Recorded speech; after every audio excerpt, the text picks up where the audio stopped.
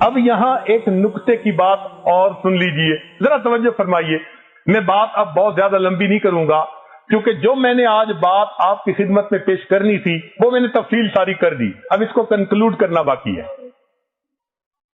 کہ دل میں پیدا ہوتا ہے کہ 99 نام اللہ تعالیٰ کے تھے، تو اس میں سے رب کے لفظ کے ساتھ اتنی دعائیں کیوں منگوائی گئیں بھائی؟ اس کی ایک خاص وجہ ہے. وجہ سمجھ لیجئے کہ بیٹا اگر کسی وجہ سے اپنی ماں کا نام لے کے پکارے نا، فرض کرو اس کی ماں کا نام ہے ہاجرہ، اور بیٹا کہے ہاجرہ ہاجرہ، تو ماں کے دل میں وہ محبت، وہ تڑپ نہیں پیدا ہوگی نام لینے سے. وہی بیٹا فقط امی امی کا لفظ کہہ دے نا تو ماں تڑپ جائے گی.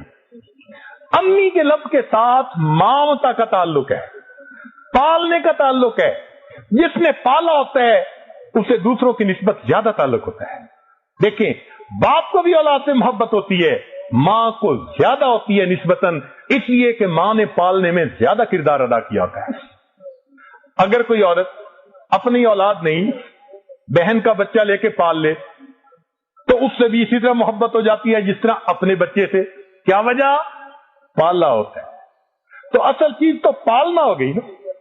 دیکھیں، عورتوں کو عام طور پر اللہ تعالیٰ نے دل میں نرمی دی، بچوں کے بارے میں دل کے اندر محبت دی.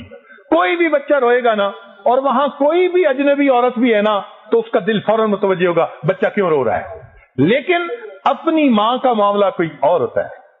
اگر ماں بیٹھی ہے اور دوسرے کمرے سے وہ امی کا لفظ سنتی ہے کہ میرا بیٹے نے مجھے پکارا، اور اس کو اس کا کوئی قریبی روک دے کہ آپ نہیں باہر جا سکتی، تو وہ ماں کیا کرے گی؟ خوش ہوگی، آنکھوں سے آنسو فوراً آ جائیں گے.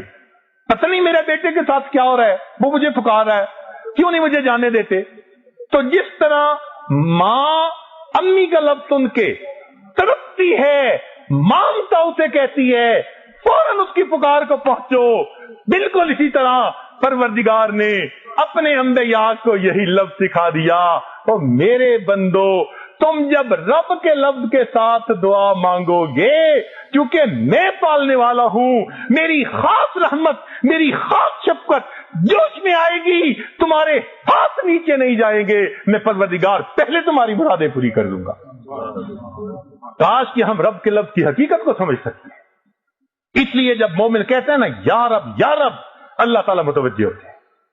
حدیث پاک میں آتا ہے کہ ایک بندہ بت پرست تھا اور قدرتاً اس نے یا رب کہہ دیا. اللہ تعالیٰ فوراً متوجہ ہوئے. تو فرشتوں نے کہا کہ اللہ، یہ بندہ تو ساری عمر کفر و شرک کا مرتکب ہوتا رہا. فرمایا کہ وہ کفر و شرک کا مرتکب ہو کر عبودیت سے نکل گیا تھا، میں پروردگار اس کی ربوبیت سے تو خارج نہیں ہوا، ابھی بھی رب تو میں ہی ہوں. تو اگر وہ مجھے پکارے گا تو میں پروردگار کو اس کی دعا پر آمین کہوں گا. ایک واقعہ کتابوں میں لکھا ہے، ایک آدمی بت پرست تھا. ایک رات یا سنم یا سنم یا سنم پکارتا رہا. کوئی دکھی ہوگا، کوئی پریشان ہوگا، نیند آ گئی، اونگنے کی وجہ سے زبان سے یا سنم کی بجائے یا سمد کا لفظ نکل آیا. یا سمد، اب سمد اللہ تعالیٰ کا نام. تو جیسے ہی اللہ کا نام نکلا، اللہ تعالیٰ متوجہ ہوئے، لبیک یا عبدی، میرے بندے مجھ سے کیا مانگتا ہے، کیا مانگتا ہے. فرشتے حیران، اللہ یہ بت پرست، یہ بتوں کو پوجتا رہا اور اونگ کی وجہ سے آپ کا نام نکلا. آپ فوراً متوجہ ہوئے. رب کریم نے فرمایا کہ دیکھو وہ ساری رات بتوں کو پکارتا رہا، بتوں نے جواب نہیں دیا، میرا نام اس کی زبان سے نکلا، میں بھی جواب نہ دیتا، مجھ میں اور بتوں میں کیا فرق رہ جاتا. اللہ تعالیٰ ہمارا رب ہے. ہم یہ یقین دل میں اتار لیں کہ ہم جب اللہ تعالیٰ کو پکاریں گے وہ پروردگار ضرور ہماری پکار کو سنے گا. کوئی ماں ہے دنیا میں ایسی کہ بچہ پکارے اور وہ جواب نہ دے، سنتی ہو؟ ممکن نہیں. ماں کے دل میں یہ مامتا کی نعمت، یہ کیا ہے؟ اللہ تعالیٰ نے اپنی رحمت کی ایک پریکٹیکل نشانی دنیا میں دکھا دی. اور لوگوں، اللہ کی رحمت کو تم نہیں سمجھ سکتے، وہ تمہاری سمجھ سے بلندوں والا ہے. لیکن جہاں تم سمجھ سکتے ہو، ہم تمہارے درمیان یہ ماں کا ایک رشتہ بنا دیتے ہیں.